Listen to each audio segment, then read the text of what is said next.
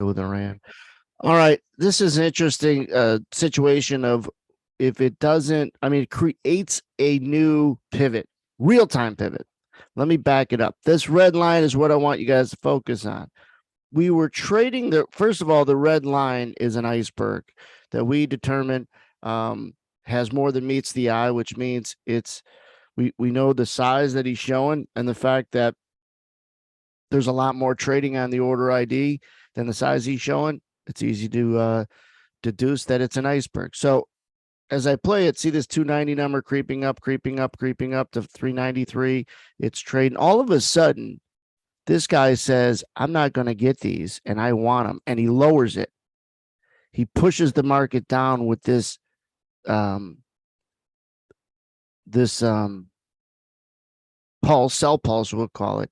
And you could see see this -1 there? That's showing us that it was this same order.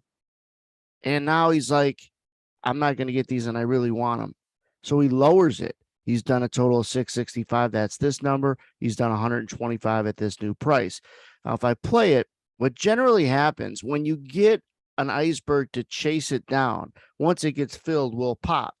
If we stay below it, you got to wait till it gets above it. This isn't a true chase because the market, he just stepped on it, right? So he's not really chasing it.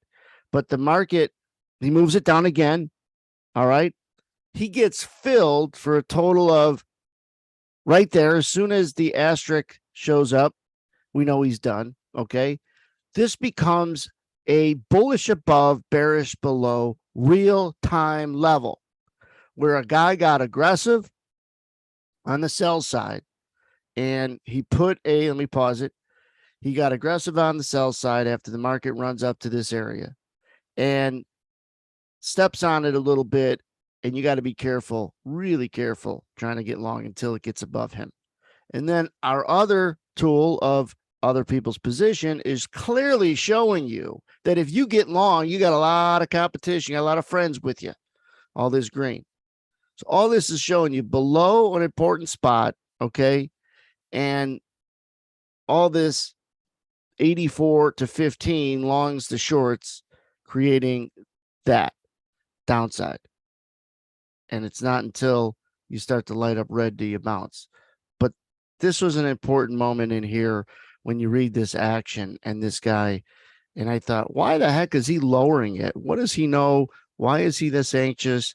And he just steps on it from 47 even to like 45. As soon as he gets filled, it doesn't rally, which it normally always does. So when it doesn't do what it should do, it doesn't do what it normally does, then that's also a clue.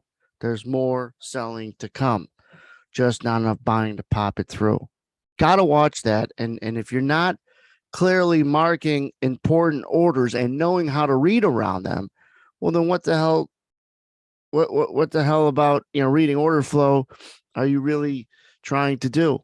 Meaning, are you on the right path to reading order flow if you can't even pull out important orders, what they mean and when they move and what that reaction to price? Remember, it's always the dance between orders and price. Our job is to analyze as a third party that relationship. When big buying comes in and we don't rally, that's important. When big selling comes in and we don't break, that's important. But the point is, when you usually jump above. Now, most people wouldn't understand an iceberg chases down and we get above it, we pop. They're not even identifying an iceberg. They're not even identifying the iceberg movement, let alone what to do with it. So we're 3-4 steps ahead, knowing that this was a pivotal real-time moment on how to read an iceberg.